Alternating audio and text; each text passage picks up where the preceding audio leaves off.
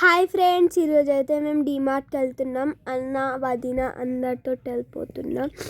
ఈరోజు అయితే అందరు కలిసి వెళ్తున్నాం. ఈరోజు అయితే నేను ఫస్ట్ టైం పిజ్జా చూసిన డీమార్ట్లో పిజ్జా కూడా దొరికేస్తుంది. దాని తర్వాత నేను చాలా రోజుల తర్వాత వెళ్ళాను కాబట్టి నాకు ఇట్లా నేను ఫస్ట్ టైం చూసిన. మీరు ఫస్ట్ టైం చూస్తే కామెంట్ చేయండి. నా వాయిస్ని ఇగ్నోర్ చేయండి, ఎందుకంటే నాకు ఆడ ఐస్ క్రీమ్ తినే వరకు నాకు సర్ది అయిపోయింది. అందుకే ఇంకొకసారి నాకు డీమార్ట్లో ఐస్ క్రీమ్ పడదు, కానీ నేను ఆడికి వెళ్ళి డీమార్ట్ ఐస్ క్రీమే తింటాను.